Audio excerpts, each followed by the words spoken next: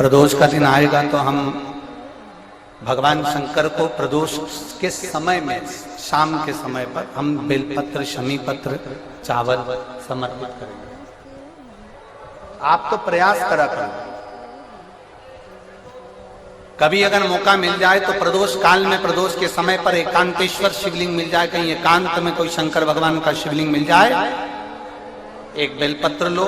उसके ऊपर एक शमी पत्र रख लो, एक चावल का दाना रख लो, अपने मन की बात बाबा से कहकर श्री शिवाय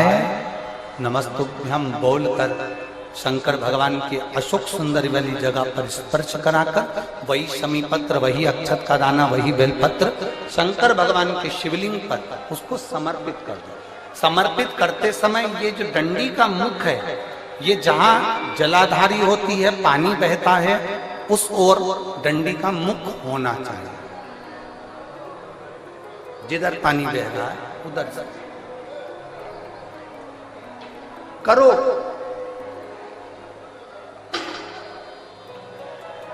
प्रदोष काल में करी गई आराधना, प्रदोष काल में किया गया भजन, केवल प्रदोष के दिन ही नहीं, प्रदोष काल में कभी भी शंकर को याद करो। वैसे तो शंकर भगवान को याद करने के लिए कोई समय निश्चित नहीं किया गया कि इस समय शिव जी को याद करना। मौत का और महाकाल का आने का समय कभी निश्चित नहीं होता। मौत आने का समय भी निश्चित नहीं होता, कब व्यक्ति की मृत्यु हो जाए, कब प्राण छूट जाए, कब बीपी शुगर कभी गड़बड़ हो जाए, कब किसको कौन सा रोग हो जाए, कब किसको अटैक आ जाए, कोई समय का भरोसा नहीं है। मौत का जैसे समय नहीं होता, उसी तरह महाकाल के भजन का, शंकर भगवान के गुणगान का, शिव जी की भक्ति का कोई समय नहीं है। तुम जब पुकारो, मेरा देवाधिदेव महादेव तुम्हारे सामने खड़ा है। तुम करते हैं। जिस प्रदोष के दिन का आपको बधाई कल हमने दी थी कि प्रदोष की आपको बधाई हो। प्रदोष शाम का जो समय होता है, प्रदोष काल जो होता है, उसका वर्णन जब हम करते हैं, ये प्रदोष की पूजन का विधान किसने बनाया, ये प्रदोष की पूजन का नियम किसने बनाया, ये प्रदोष की संध्या काल का, प्रदोष के समय का पूजन का विधान कौन बनाया, ये प्रदोष के समय पर एक बेलपत्र चढ़ाने का विधान किसने बनाया, प्रदोष के समय पर एक शमी पत्र चढ़ने का विधान किसने बनाया। प्रदोष के समय पर अगर मान लो कोई भिखारी से भिखारी व्यक्ति भी है जो ठेला चला रहा है, उसके पास में खाने के लिए कुछ नहीं है, फटे कपड़े पहन रहा है, उसकी जिंदगी में कुछ भी नहीं बचा और कर्जे में लदालूम हो गया, एक चावल का दाना अगर वो प्रदोष के दिन, प्रदोष काल में शाम के समय पर शंकर के शिवलिंग पर चढ़ा देता है तो 3 या 4 प्रदोष में उसका कर्जा चूकना प्रारंभ हो जाता है। प्रदोष का विधान। इतना ये प्रदोष का वर्णन करा किसने, इतना प्रदोष की महत्वता बताई किसने, कौन करे इतना वर्णन। अगर प्रदोष की महत्वता बताने वाला कोई है, इसीलिए मेरे शंकर भगवान माता सती को लेकर कुंभज ऋषि के यहाँ, अगस्त ऋषि के यहाँ कथा सुनने के लिए गए थे, क्योंकि उनके बराबर कोई शंकर के महत्व को बता नहीं सकता और प्रदोष के महत्व को नहीं बता सकता। सती मैया को प्रदोष का महत्व बताने के लिए शंकर सती जी को लेकर कुंभज बाबा के यहाँ गए थे, अगस्त ऋषि, कि प्रदोष के महत्व को तो जानो सती, तुम प्रदोष के महत्व को तो सती जानो, तुम प्रदोष के महत्व को तो सती पहचानो कि प्रदोष का महत्व क्या होता है, प्रदोष काल का महत्व क्या होता है, प्रदोष के समय का महत्व क्या होता है। जिस समय पर सूरज डूब रहा हो, चंद्र प्रकाशित हो रहा हो, दोनों का मेल हो रहा हो, ना तो पूरा सूरज डूबा है, न पूरा चंद्र आया है, ना पूरा अंधेरा है, ना पूरा उजाला है, उस समय को प्रदोष काल कहा गया, उस समय को प्रदोष का समय कहा, प्रदोष काल कहा। अब कई लोग हमसे कहते हैं गुरुजी आप हमको प्रदोष का समय बताया करो कि प्रदोष काल किसको कहते हैं, प्रदोष का समय किसको कहते हैं।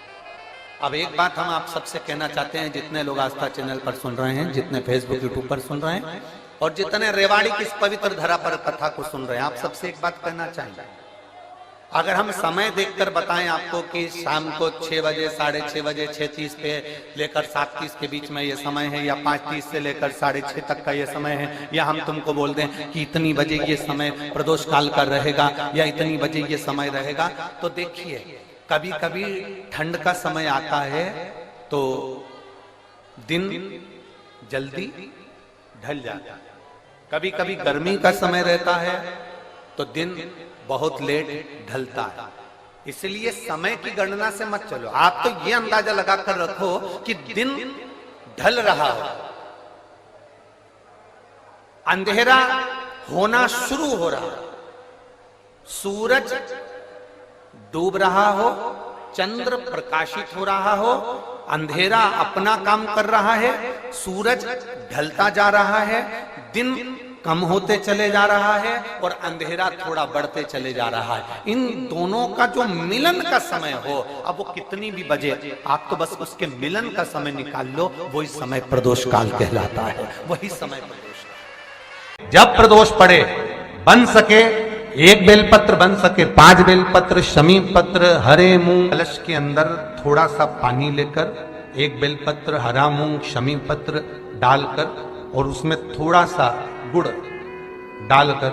भगवान शिव का स्मरण कर कर प्रदोष काल में, मान लो कोई काम आपका बहुत जरूरी है, बहुत दिनों से अब थक गए हैं, नहीं हो रहा, कर्जा बढ़ रहा है, धन नहीं आ रहा, व्यापार नहीं चढ़ रहा, या कोई समस्या बहुत प्रबल है, कोई एग्जाम में बैठ रहे हो नहीं हो रहा, परीक्षा भी दे दी है, रिजल्ट आने ही वाला है, तो भी प्रदोष काल में, प्रदोष के समय वो जल, मूंग, शमी पत्र और बेलपत्र और गुड़ का शंकर के शिवलिंग को समर्पित करना प्रारंभ कर दो। 2 या 3 प्रदोष करोगे, बाबा आपकी मनोकामना शीघ्र पूर्ण कर देगा। 2 या 3 करो। कभी जीवन में आपको लग रहा हो कि मैंने 2-3 व्यापार करके देख लिए और घाटा ही घाटा हो रहा है, इसमें मुझे तरक्की नहीं मिल रही है, इसमें मुझे उन्नति नहीं मिल रही है, या कर्जा बढ़ रहा है, घट नहीं रहा और बहुत कर्जा बढ़ रहा है, तब एक प्रयोग जरूर करिएगा। प्रदोष के दिन एक धतूरा भगवान शंकर के शिवलिंग के ऊपर रख दीजिए। जब तुम्हें लगे कि मैंने 2-3 व्यापार बदल कर देख लिए, चल नहीं रहे, या कर्जा बढ़ रहा है, घट नहीं रहा, तब एक धतूरा भगवान शंकर के ऊपर रख दीजिए। धतूरा रखने का एक नियम होता है, धतूरे की जो डंडी होती है, देखिए छोटी सी डंडी होती है धतूरे में, वो डंडी धतूरे की आप जहां बैठे हो उससे विपरीत होना चाहिए। धतूरे की डंडी आप इधर बैठे हो तो धतूरे की डंडी उधर। अपने को लग रहा है कि व्यापार मैंने बदल लिया, 2 बार 4 बार 6 बार व्यापार बदल के देख लिया और कर्जा बढ़ रहा है, पर व्यापार भी नहीं चल रहा, फैक्ट्री डाली वो भी चल बंद हो गई, दुकान डाली वो भी बंद हो गई, कुछ काम करा वो भी बंद हो गया, जहां संबंध के लिए जाते हैं संबंध नहीं होता है, बेटा बेटी बड़े हो गए उनका कहीं जम नहीं रहा, बहुत प्रयास करके देख लिया पर हो नहीं रहा, तो प्रदोष के दिन धतूरे को रखिए पर डंडी विपरीत दिशा की ओर हो और 1 लोटा जल धीरे धीरे उसी धतूरे के ऊपर आप चढ़ाना प्रारंभ कर दीजिए जो शिवलिंग के ऊपर रखा हुआ।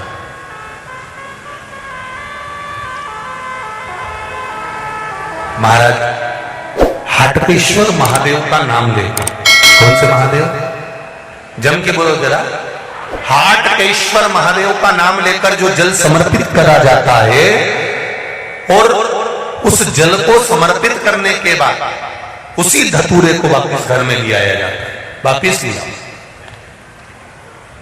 उसके बाद तुम जिस कार्य में हाथ डालोगे और जो कार्य करना चाहोगे उसमें सफलता मिलना चालू हो जाएगी और कर्जा भी धीरे धीरे चूकना प्रारंभ हो जाएगा। संबंध नहीं हो रहे होंगे तो संबंध होना प्रारंभ। कौन सा महादेव, जम के बोलिए जरा, हाटकेश्वर महादेव का स्मरण। एक शमी पत्र,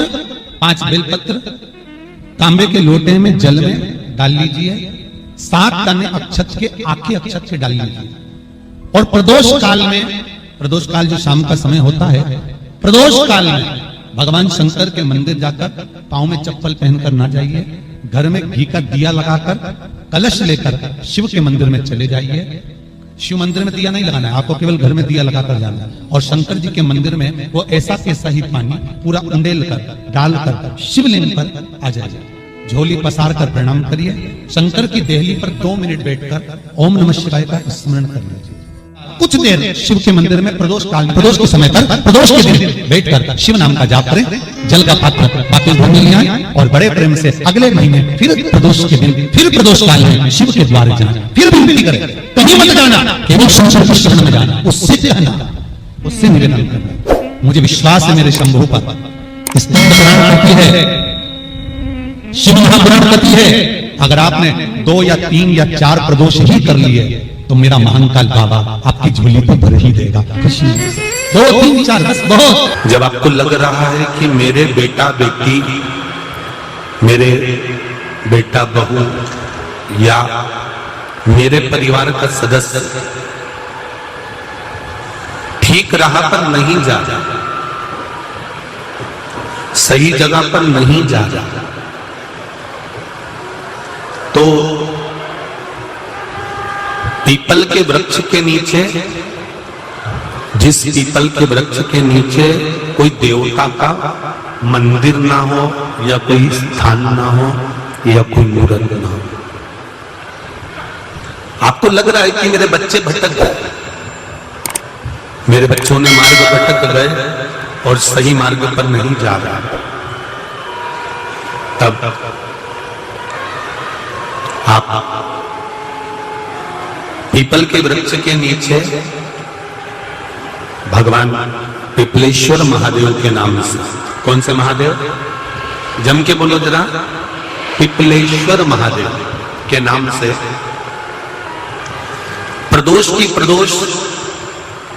प्रदोष काल में आप पीपल के वृक्ष के नीचे भगवान को पिपलेश्वर महादेव के नाम से दीप लगाना प्रारंभ कर दो।